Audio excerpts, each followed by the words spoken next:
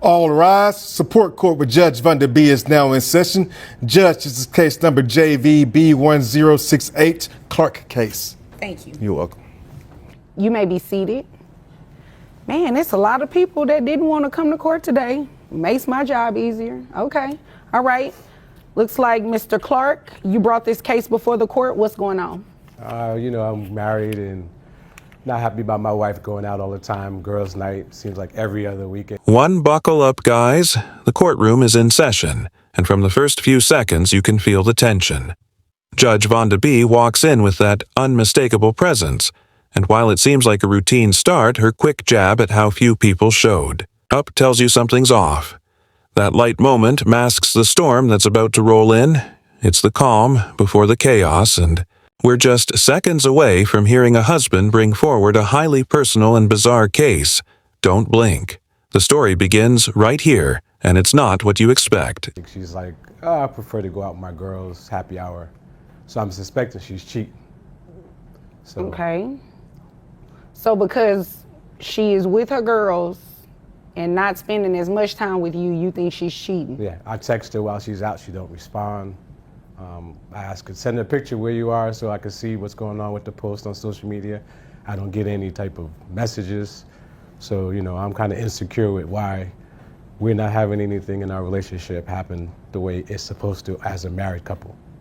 Okay. You all still live in the same home? Yes, we do. Do you have any children? No. Okay. You see her every day? Yeah. Do you try to discuss it with her then? She don't want to hear it. She don't go in the kitchen to talk. That's why I expect. Right, guys, here's where things start getting real. Mr. Clark steps up, and it's clear he's not just annoyed. He's unraveling. He paints a vivid picture of a lonely marriage filled with late nights, unanswered texts, and a wife who'd rather choose girls' night over him. He hasn't caught her cheating, but his gut tells him something's off. The insecurity is thick, and he's desperately trying to mask his hurt with suspicion. It's a powerful start to his side of the story. Emotional distance, lack of intimacy, and a husband craving attention in all the wrong ways. I can corner her, but she don't talk. So All right. I got things to do. I got errands to run. So I let her be so I'm not like smothering her. But when it comes down to playing the role to reservations, my girlfriends. So. Okay. Have you ever confronted her about cheating on you? No. This one hits deep. Mr. Clark admits that despite seeing his wife every day, they barely speak. He tries not to smother her, but ends up feeling invisible in his own home. He even attempts to confront her in the kitchen, hoping to force a conversation, but nothing changes. Then comes the emotional blow. He's the sole provider, paying every bill and getting nothing in return. You can feel the frustration bubbling over. He's not just mad, he's heartbroken. Now he's in court, hoping that a legal threat will finally make her listen. Looks like you came because you're wanting to get some sort of spousal maintenance from her. Now here's the jaw drop moment, hitting like a freight train. Judge Vanda B casually asks about finances, and Mr. Clark drops a bombshell. He gives his wife a $10,000 weekly allowance. Yes, you heard that right. 10 grand. The courtroom gasps, and even the judge can't hold back a shocked, "Where do you work?" It's dramatic, surreal, and suddenly the stakes skyrocket. This isn't just emotional neglect, it's luxury, resentment, and control all tangled into one explosive revelation. The whole dynamic shifts hard right here. There's nothing happening in our relationship intimate-wise, so, I pay all the bills, 2 cars, she don't pay no gas in the car, so, I need her to either get going or tell me what's really going on. All right. This is where Judge Vanda B steps in with a reality check, calling out Mr. Clark not just legally but emotionally. It turns out he filed this case just to get his wife's attention. She's not even in court or aware of the proceedings. Judge Vanda makes it crystal clear. This isn't how you fix a marriage. Her voice cuts through the tension, reminding him that courtrooms are for justice, not manipulation. It's direct, sharp, and it exposes Mr. Clark's true intentions. This Courtroom isn't a therapy session and she's not here to play games. You pay all the bills, you Yes. say, so you make more money than her? Yes. Do you know where she is? Have you talked to her at all? Is she with the girls right now while court is going on? I'm not sure. Okay. Well, if you're the one making more money, I don't see how I could honor your request to get spousal maintenance.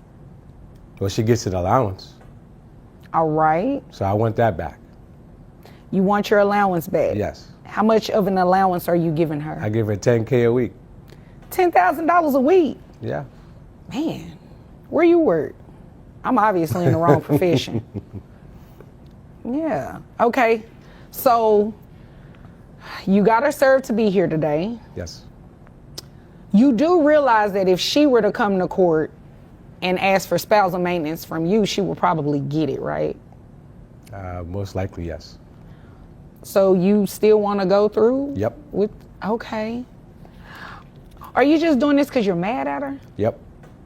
Well, Mr. Clark, you don't just come to court and file something and ask for a request without the grounds just because you're mad. Well, I can empathize with you being mad. Because I want her attention. So in the court, there's mediation, and she'll know I'm serious. Well, yeah, so yes and no, right?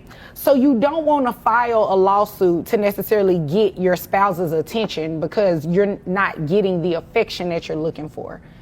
You can threaten her with a lawsuit, or you can draft one out and show it to her, but to actually have her served, set it for a hearing, that kind of takes up my time for somebody who really needs to be in here. So it's a waste of resources. And now the gavel falls hard. Judge Vonda B. dismisses the case outright. No spousal maintenance, no legal leverage, nothing. She breaks it down clean.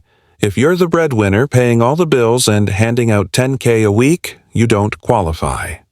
Mr. Clark tries one last move, suggesting bankruptcy just to protect himself if things flip. That's when the judge draws a firm line. She won't entertain fraud. She recommends counseling, but he claims it's too late. This final stretch is where hope collapses into silence. Case dismissed. Game over. I mean, I get what you're saying. I'm married myself, so I definitely understand what you're saying. Yes. This is just not the right resource to get her attention. Does that make sense? Kind of. Okay, so this is what we're going to do, Mr. Clark. We're going to dismiss your case. Dismiss the case. We're going to dismiss it. You do not have grounds to ask for spousal maintenance. You're the breadwinner. You just said you pay all the bills. You give her a $10,000 allowance a week. You don't qualify for spousal maintenance. You have to prove that you do not have the resources to meet your minimum needs. Okay. We both know that you do, just based off what you said you do. Right. So, yeah, I would have to dismiss your case. Yeah. Nothing else I can say then. No, but I thank you for coming to see me, right? Thank you. But I also recommend that the two of you seek some sort of counseling, marital counseling. Okay? Nah, we're beyond marital counseling. Okay, well, if you decide to come to court and file for a divorce, right? Yes. You can do that, but just not with the spousal maintenance part attached. I could foresee her saying she would like to have spousal maintenance. So yeah, I'll have to dismiss your request on that. Okay. All right? Is there anything further? Can I file for bankruptcy then? I cannot give you legal advice. Yes. I would just caution you with doing that if you really don't have a reason to file for bankruptcy. And you definitely will want to consult a bankruptcy attorney before you do that. Yeah, I just don't want her taking nothing from me. So if she flipped the script, then... Okay, Mr. Clark, I'm not going to assist you committing fraud. If there is nothing else, you are dismissed. Thank you. You're welcome.